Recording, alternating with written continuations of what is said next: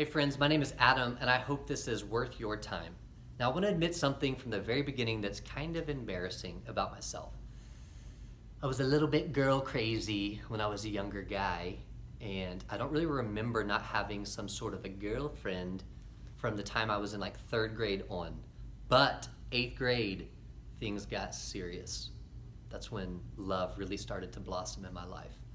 Eighth grade girlfriend, if you're watching this, I'm sorry. I know this is awkward. But really, once this relationship took off, I knew it was love. And so I went and bought my first ever CD that was not a Christian music CD. It was an album by Boyz II Men with their hit song, I'll Make Love to You. Yes, super awkward at eighth grade. But I listened to that song and I remembered for the first time ever realizing like dating and relationships were exciting, but they were scary. And so as I went through high school and I continued to date some different people and had girlfriends, I just learned so many things. And so one of the things I'm passionate about in student ministry is turning around and sharing some of that wisdom with students. Now, I don't want to sound like a parent, but I do love you enough to talk real to you.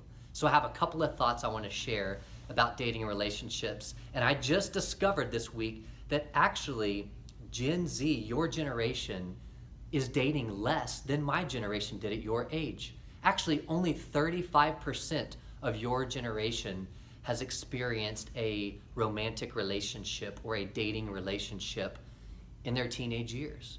So I want to share a verse and one thought that's for anybody watching this, whether you're a follower of Jesus or you believe in God or not. I want you to hear this. So it's from Philippians chapter 2. And it says in verse 3, don't be selfish. Don't try to impress others. Be humble, thinking of others as better than yourselves. Don't look out only for your own interest, but take an interest in others too. I think this is one of the best verses for dating and relationships at this point in your life. Don't be selfish. It's one of the most important principles of a marriage or a committed relationship of any type, that you learn what it is to have selfless love for others. Jesus modeled it so well. It was his nature. That was the attitude of Jesus, was to be humble and to put others first. And that should start right now in your relationships, even with friends, but especially if you're going to pursue dating and someday pursue companionship through marriage. I really hope that anybody watching this will realize the importance of starting to live out this selflessness right now in your relationships. It'll make all the difference someday when a relationship does get serious, when you know what it is to be selfless and not be selfish. And there's a lot of things that you can be selfish about in a relationship. And a lot of us come to a relationship with selfish thoughts about what we want or what we need.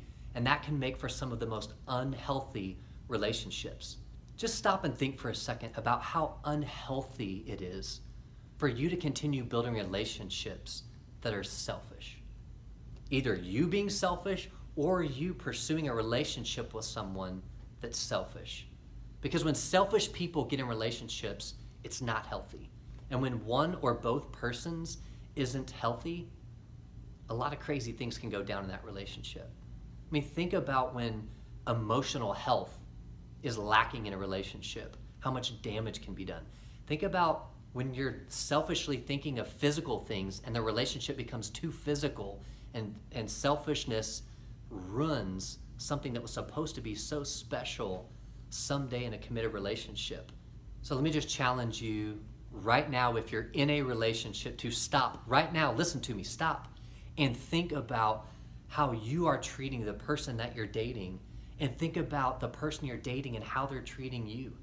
And if selfishness is at the root of that relationship is probably going to be more and more toxic every day that goes by, because love is not selfish. If you say, well, it's just a selfish love, no, it's not love at all. It's selfishness. All right, and the other thing, for those of you who are disciples of Jesus, you believe in Jesus, you want to be a follower of Jesus, let me just give you one last thought. I heard this a while back about marriage and thought, man, our students need to hear this before marriage. I wish I had heard this before marriage. When you date and you pursue relationships, you need to be thinking about that person as a partner for the gospel. That's a powerful way to think about dating right now, that that person would be a partner for the gospel. So if that person does not believe in the gospel, they will not be a good partner for the gospel. So I'm not saying you can't have friends or any relationships with unbelievers. I'm just saying if you're going to date and you're going to consider spending that much time with a person in that way, man, make sure they're a partner for the gospel. And think about how beautiful that is someday when a bunch of partners for the gospel are together and they've joined a community and they're bringing other people into the gospel of Jesus because of how their marriage is, because of how they're raising children someday. So that's the kind of partner you're looking for. I love you guys, and I hope this was worth your time.